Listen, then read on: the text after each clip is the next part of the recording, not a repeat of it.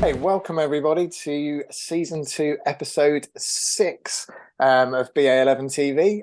Apologies, we've been away for a couple of months since we last talked about the clubhouse. Obviously, a lot's going on around the club. And I'm delighted, as always, to be joined today with Danny Greaves. Danny, how are you doing? Hi Scott. Freezing. Last time we spoke, it was the middle of the summer. Now this is proper football weather. But yeah, all good, thank you. So you actually just getting ready for training tonight, is it? Yeah, we're in for training tonight. So yeah, we'll have to make the boys run a lot just to stay warm. So yeah, looking forward to a good session tonight. Get ready for the weekend. So they're not out there running now whilst you're I'm hiding sat in indoors. the room. Yeah, that's how we do things. Was it? I think it was it. Pochettino, they got accused of that at Tottenham at the end, where he put CCTV cameras up so he could watch the pitch and sit in his office. Yeah, need to see if we can invest in some cameras. Oh, well, Daddy, thank you for joining us. And I know it's a very busy time of year, with everything going on. Just really wanted to sort of have an update on the season so far, just how your things are going. Just talk about a few things from the club as well. So yeah, just what's your view on the season so far? How have you how's the team been sort of getting on in your opinion, and how have you found Yeah. really this league? Yeah, I think first of all, I think his overall summary would be has been a very disjointed start to the season in terms of a number of things. Obviously, results, performances, availability of players for a number of reasons. So it has felt disjointed, but I remember when we spoke in the summer, I think the very first thing I said, not trying to dampen our ambitions. Our ambitions were playoffs, promotion, however we can get there. But it was always going to take some time with the amount of turnover of players that we had in the summer. That compounded with the issues that we've had this season is just made that even more challenging. So I would say frustrating, disjointed, but we can still see the light at the end of the tunnel, and we will only improve. Because obviously we sit 7th as it stands in the league, obviously still within very touching distance of the playoffs. It's sort of just like 3 points off it, sort of thing. Does that, with everything that's gone on so far, do you feel like that's almost a decent position to be in? I think over the last couple of years, I think all of us have been spoilt with what we've done. We haven't been outside, or last season we were in the top 2 for 2/3 of the season, never dropped out of the top 2. The year before, obviously COVID happened quite quickly, but the year before that we were in the top 2 for the majority of the season with faction fighting. So this club has been used to winning games. And what are we now, 16 games in? We've won 50% of our games, by the way, when it isn't a bad record. Just by our standards, we're used to winning 60-70% of our games.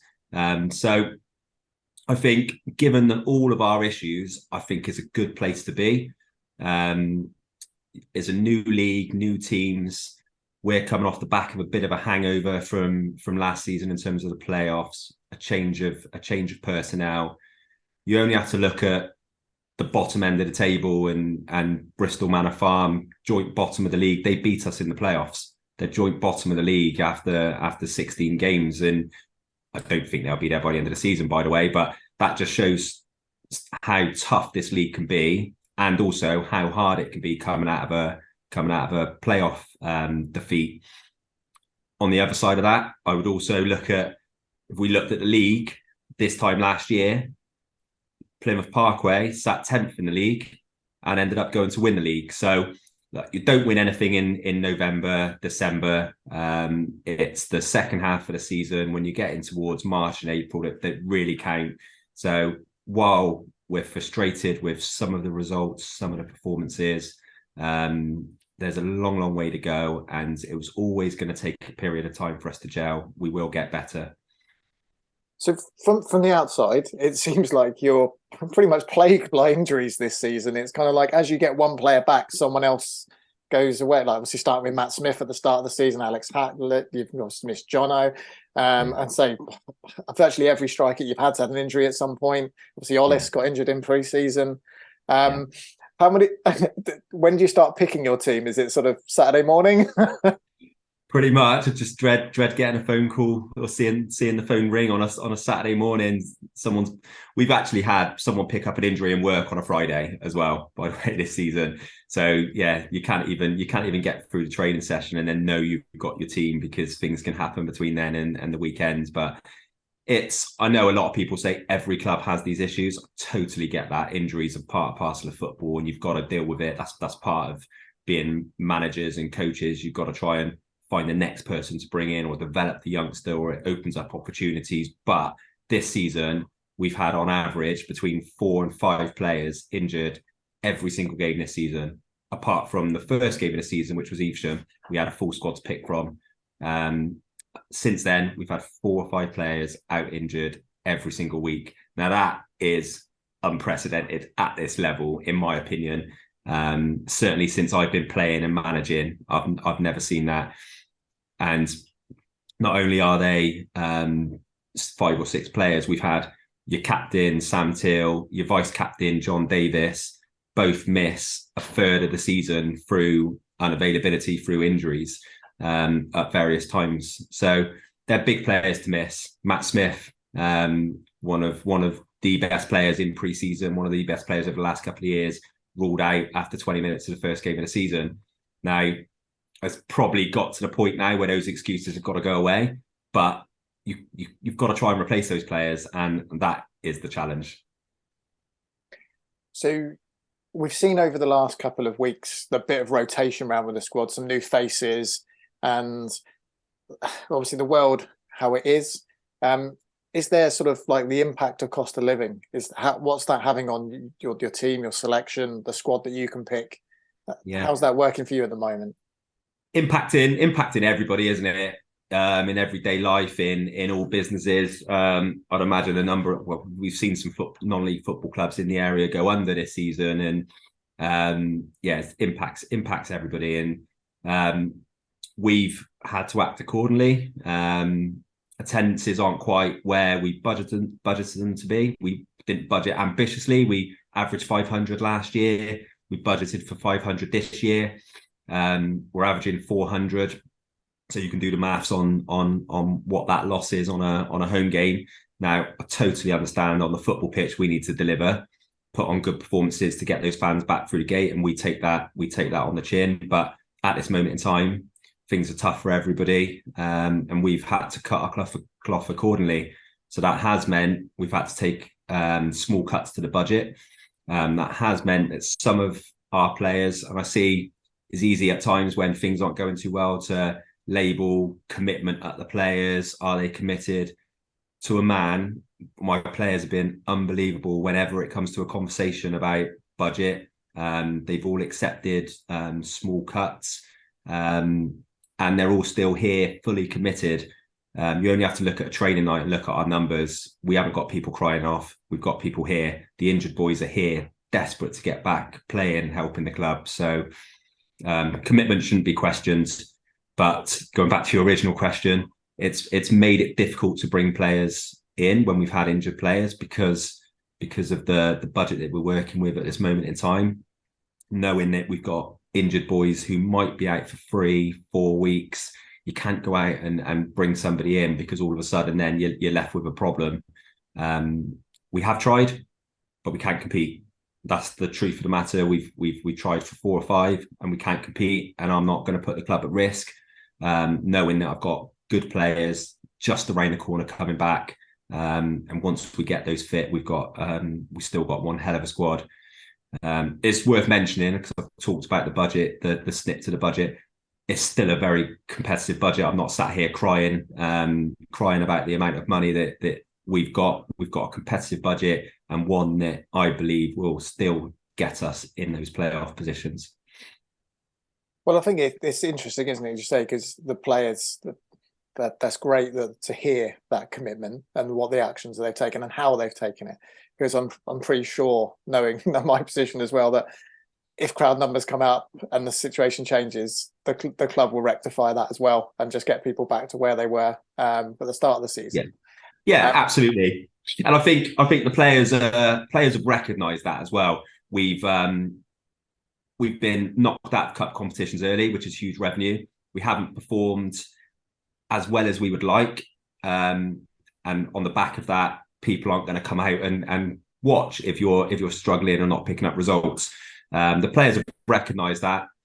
They've taken it on the chin in terms of small cuts. But as you say, if we start performing, the crowds come back, then the players will be looked after. Loyalty goes both ways, and I think they've been fantastic, the boys, and I'm sure we'll go from strength to strength. But saying that, it seems quite negative. The games we've lost this year, 6 games we've lost, 5 of them we've only lost by the odd goal, by 1 goal. There was only 1 game where we've been truly beaten, and that was at home to Tavistock. The other games we've lost by the odd goal. And if you flip that back to last year, those occasions when we were 1-0 down, the amount of times that we managed to score a last-minute winner to pick up a point. You saw the number of draws we had last year, only 4 defeats, I think 8 or 9 draws.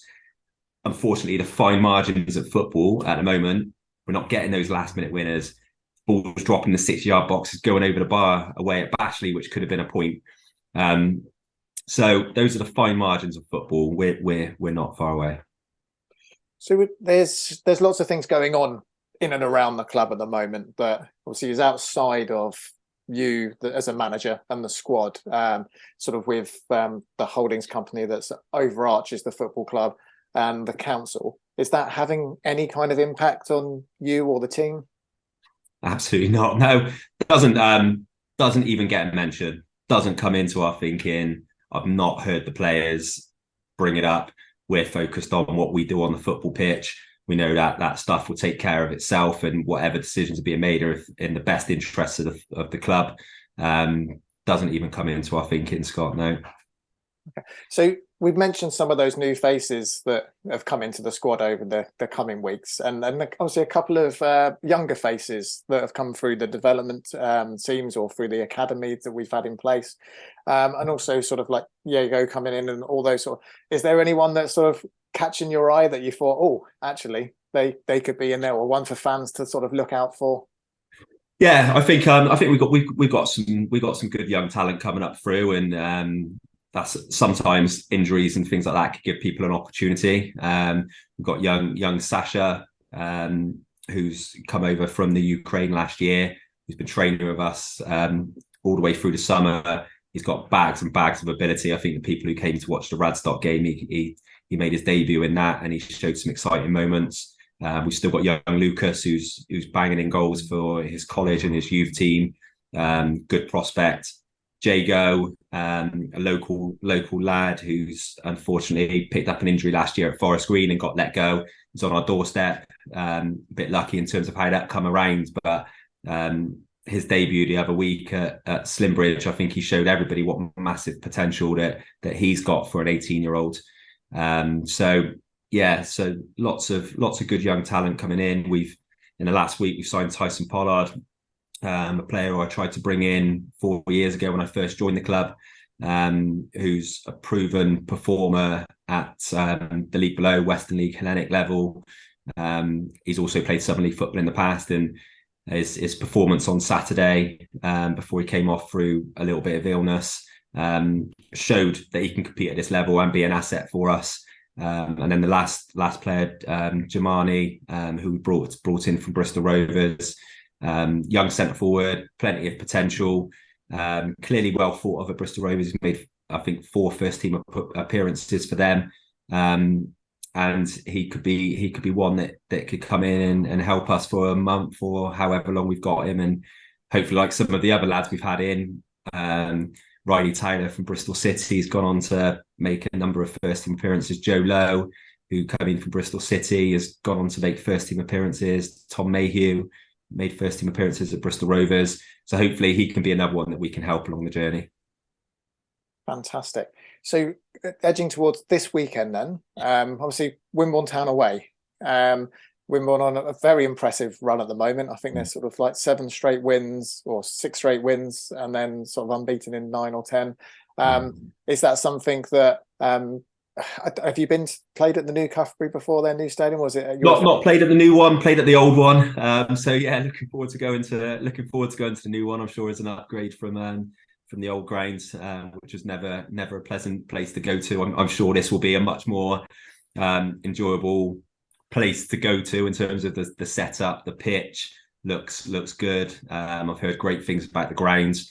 But yeah, from a footballing perspective, we know it's going to be an extremely tough game since Tim Sills went in there. I think they lost their first game to Willand, but since then, as you say, they've gone 9 unbeaten, won 6 on the bounce. Lost on Tuesday night.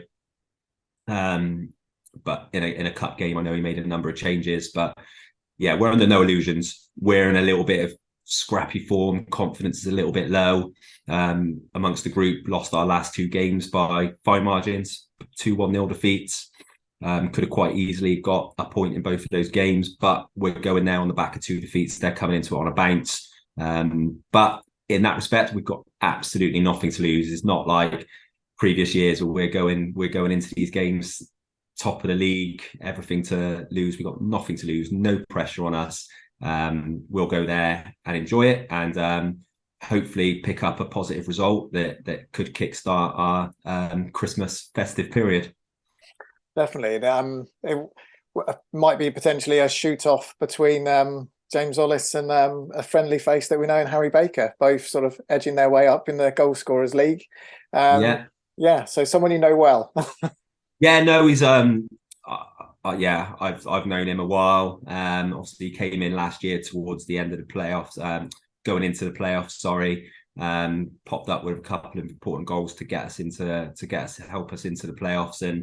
And yeah, we all know about him. He gets a chance, he scores. That's what he's about, and he's been given an opportunity there. I don't think he was playing at the start of the season for various things, a bit of illness and what have you, but since he's got his opportunity under the new manager, a run of games, he's shown what he can do. And we've got to be wary of that because yeah, one chance he will put it away, but equally at the other end, we think we've got the same. If we can provide opportunities for James Ollis, Hopper, Jamani from Bristol Rovers, Laurent. Also, we know that we've got boys who can score goals. John Davis, if he's fit and available, we got boys who can score goals. So it should be a good game. Okay. So just a final thing, really, Danny. So I know we're just due to announce, or this will be announcing, a fans forum that we're going to be holding at the clubhouse on the 21st of December. Do you want to just give a little bit more information of what that'll be? Yeah, I think it's Wednesday night, Wednesday the 21st, before training. So I think it might be a 6 p.m. start or 6:15 start. Yeah, just give the fans an opportunity to ask some more questions. So there's a bit of a build on what we've just done here. I'm sure the fans got some questions. They want to know some answers to certain things. They might want to know all football related, obviously. And it just gives them a chance to ask some questions and me a chance to be open and honest about where we are. And yeah, just a good opportunity for them to ask some questions and get some answers from me. Lovely, and I'm guessing you'll be joined probably by other members of the board and things as well. Yeah, there will. Yeah, I think there'll definitely be some members of the board. My assistant will be there as well, Simo, and we'll probably even bring a couple of players along as well, so they can ask some questions. I think we did something similar last year, maybe the year before. It seems to work quite well, and it's not very often fans get an opportunity to ask direct questions to players, managers, boards. So it's a good opportunity. So we'd invite people to come out.